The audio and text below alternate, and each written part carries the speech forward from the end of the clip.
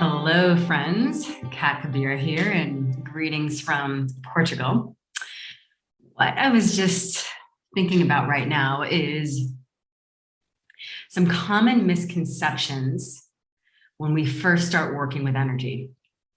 So I don't know about you, and I don't know which ones of these resonate, but in a lot of ways, my energy school was developed kind of like after I crashed my energy car several times and realized what not to do, what doesn't work. So sometimes we think like just because it feels like energy, it must be good. How do we actually know when it's energy that is resonant for us, that's supportive for us, that's strengthening, that's actually healing, versus something that might be creating more chaos and more confusion and maybe even like a drain in our system? So having that discernment, like how do you know that the actual energy practice is working for you? Just because it's energy doesn't mean it's good, right? And the other thing is that oftentimes we can start to do certain practices, and if we have blocks in our channel, then instead of it doing whatever it's meant to do, it actually can create more confusion and maybe even make us a little bit crazy.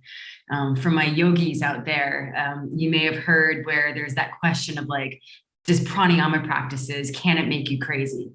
And the answer is yes, and energy work can if you're not doing it properly. So just recently, I had a few students who had been doing energy practices with someone else and like not understanding why were they feeling anxious and why were they getting headaches. And when I looked at this one particular person's system, I saw, oh, wow, well, you're doing this practice, but you actually aren't grounded and you also don't have your connection to source. So you're doing stuff in your body, but it has nowhere to go. It's like just stuck in your body. There's no flow down and there's no flow up. So of course, it's gonna make you feel really confused, anxious, a little bit sick, and have a headache. So, how to actually sense, the importance of having ground. And, everyone kind of rolls their eyes when they hear about ground, but like, how do you know when you're grounded? Because if you're going to do these practices and you're not grounded, it's not going to have anywhere to go, right? There's a reason why ground is so important. Ground and source, we need the upward and the downwards. And the last one is more about like the intention behind. So a lot of times I get emails from people saying, Kat, like I need help clearing something. And I need help releasing something. And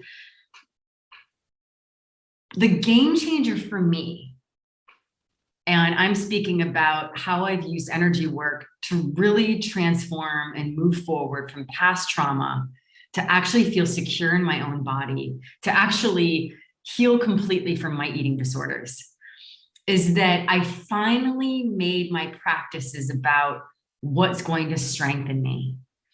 Especially because those of us who gravitate towards energy work tend to be more sensitive and even considered highly sensitive. And so if you don't have a container for your sensitivity, everything will feel like overwhelmed. If you're not in alignment, if things are out of integrity, it's going to feel overwhelming.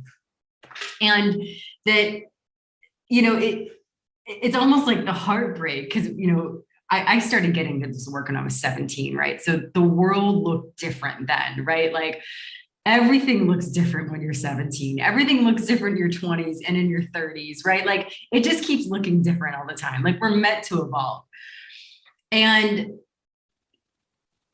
I was much more into like, oh, like what are the magnificent things that I can see?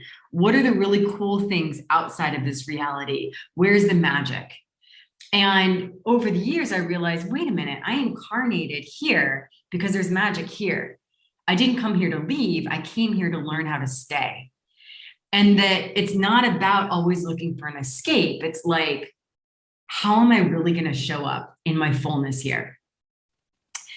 And that even if I do the best practices ever and really take care of myself, life's going to happen. Like we can't control the waves. This is why I love surfing. This is why I love ocean. This is why I love, it's like we talk about energy waves, life waves, surf waves. Like you learn to just respect the ocean, and that you don't get to decide when like the set's going to come, if it's going to be crazy. You're just learning how to surf, and you're learning how to basically be when you wipe out and you get held under, right? So it's like life's going to happen no matter what. We're going to age, we're going to die, we're going to experience major loss many, many times. Now, it's not just sad news, this life. This life is not just sad news, right? Do I look sad? But it's more about we can't control and we can't hide. And so how do we dance? So when I shifted my practices to how can I meet life? How can I be with life? How can I strengthen my field so that I want to be here and dance with life? That was the game changer. So that's why the basis of my school is really about making sure that you can feel your own ground, how to strengthen your own field, so that being around people, it's a joyful experience. It's a learning experience. It's a enlivening and expanding experience, so that you don't feel like you have to micromanage yourself and kind of like be so careful, right? Because we came here to be here. We came here to learn how to be the totality of everything. We came here because it's like we are everything. I mean, that was my big awareness. Like the thing that got me on the path was I first started meditating in 97.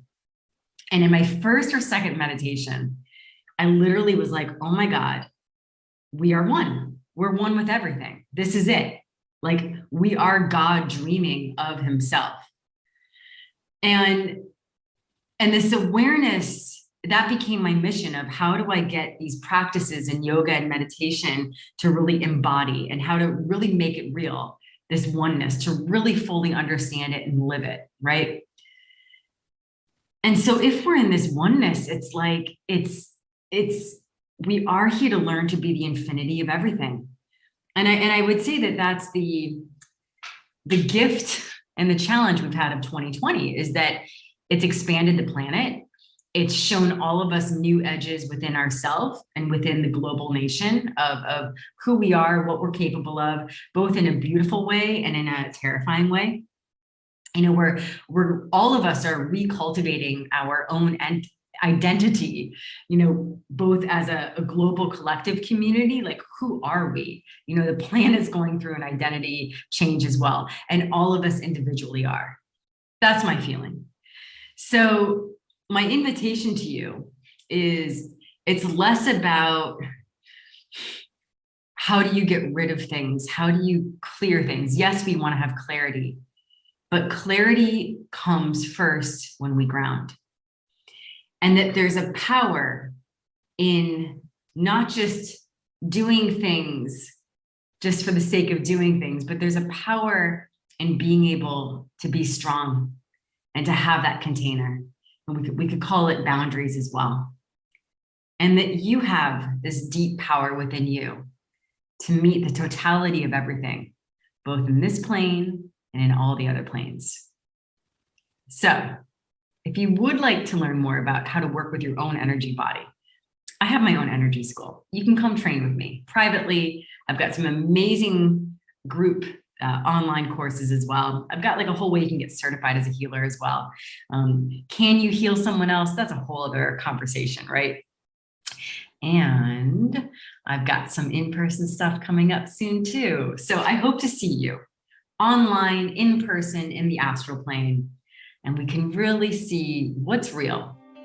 Let's make magic real, but what's real when we're talking about energy? How do you know that it's really working for you? Have a wonderful day and stay cozy.